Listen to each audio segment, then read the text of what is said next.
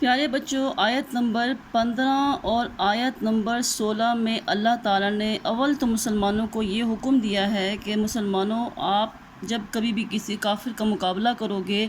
تو یہ مسلمان کی شان ہرگز نہیں ہے کہ وہ پیٹھ پھیر کر بھاگ جائے، ایک کافر سے ڈر جائے، کیونکہ ایک مسلمان کا توکل، اس کا بھروسہ اپنے رب پر ہوتا ہے، چاہے وہ تھوڑی تعداد میں ہی کیوں نہ ہو۔ غزوہ بدر اس کی بہت بڑی مثال ہے، ٹھیک ہے نا۔ لیکن اگر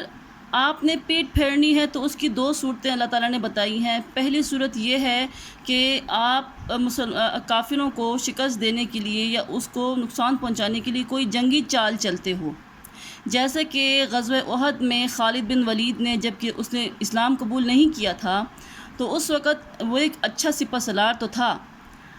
لیکن اس اسلام قبول نہیں کیا تھا۔ تو غزوہ احد میں ایسا ہوا تھا کہ جب مسلمانوں کو وقتی طور پر یہ لگا کہ ہم نے کفار کو شکست دے دی ہے، اور ٹیلے پر جو 40 تیر انداز ہمارے نبی پاک صلی اللہ علیہ وسلم نے بٹھائے ہوئے تھے، وہ بھی یہ سمجھے کہ شاید جنگ ختم ہو گئی اور کفار پیٹ پھیر کر بھاگ چکے ہیں، تو وہ نیچے اترے اور سب نے مال غنیمت کو سمیٹنا شروع کر دیا۔ تو خالد بن ولید نے اس چیز کا فائدہ اٹھایا اور اسی پہاڑ سے، یعنی کہ اسی ٹیلے کے گرد چکر لگایا اور پیچھے سے گھوم کر آیا اور اس نے مسلمانوں پر دوبارہ سے اٹیک کیا۔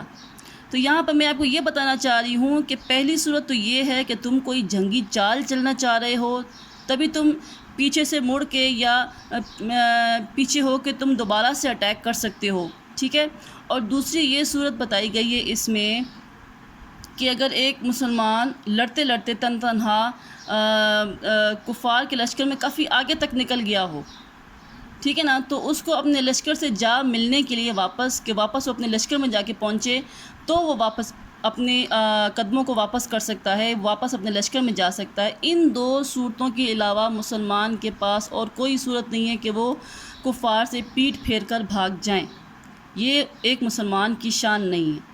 اگلی آیت ہے، فلم پس ہرگز نہیں، تقتلو قتل کیا تم نے،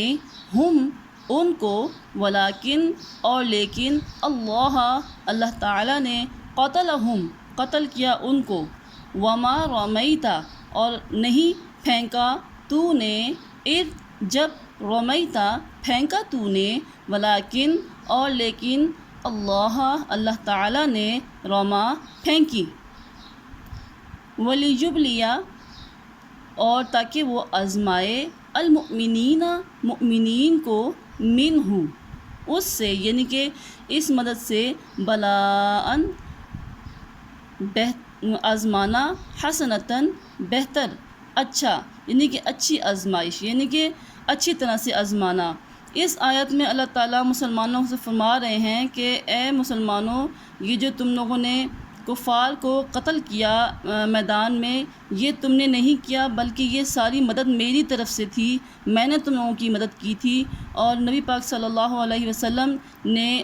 میں نے آپ کو پچھلی ویڈیو میں بتایا تھا کہ مٹھی بھر ریت اللہ تعالیٰ کے حکم سے کفار کی طرف پھینکی، اور اس سے یہ معجزہ ہوا کہ وہ مٹھی بھر ریت اتنے بڑے لشکر کے ہر فرد کی آنکھ میں گئی اور ان کی آنکھیں چندیا گئیں۔ تو اللہ تعالیٰ فرماتے ہیں کہ یہ مٹھی بھر ریت آپ نے نہیں پھینکی تھی، یہ کمال بھی میرا تھا، یہ مٹھی بھر ریت بھی میں نے پھینکی تھی، کیوں؟ تاکہ میں مسلمانوں کو آزماؤں، میں دیکھوں کہ وہ آیا غرور کرتے ہیں یا میرا شکر ادا کرتے ہیں۔